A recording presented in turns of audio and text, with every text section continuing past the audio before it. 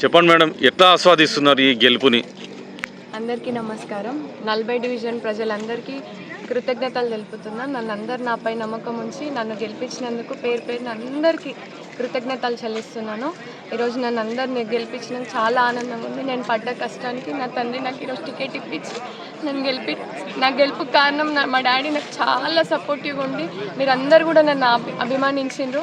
ఆడపిల్ల ఏం చేస్తుంది, అర్ధరాత్రి పిలిస్తే వస్తుందా అని చాలామంది వెక్కిరించారు. అని ఆ గెలుపు నన్ను పిలిచింది.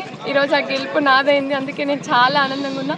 ప్రతి ఒక్కరికి తెలంగాణ చౌరస్తా, Subhash Nagar, Boyapalli gate, Christian colony ప్రతి ఒక్కరికి పేరు పేరున ఓటేసిన వాళ్ళకి ఏం వాళ్ళకి కూడా వందనాలు తెలుస్తుంది. ఎంతమంది పైన మీరు ఈ విజయాన్ని సాధించారు? 11 మంది పైన నేను విజయాన్ని గెలిచిన. ఈరోజు అది ఇంకా ఆనందంగా ఉంది. వాళ్ళందరూ మగవాళ్ళు, వాళ్ళందరిలో నేను ఒక్కదాన్ని ఆడదాన్ని అయ్యింది. నేను గెలిచినందుకు ఇంకా ఇంకా హ్యాపీగా ఉంది, చాలా హ్యాపీగా ఉంది. అందరికీ చాలా థ్యాంక్స్.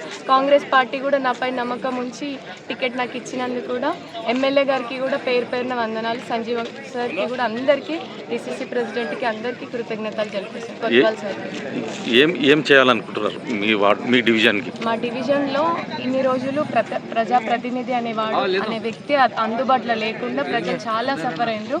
ఈ రోజు నుంచి నేను ఒక ఆడబిడ్డగా, బిడ్డగా, కూతురుగా, అక్కగా, చెల్లెగా ప్రతి ఒక్కరికి అందుబాటులో ఉండి ఏ సమస్యలు ఏమున్నా అన్నీ నేను చూసుకున్నా, రాసుకున్నా, గుర్తుపెట్టుకున్నా. అందరికీ నేను ఇప్పుడు తీరుస్తా.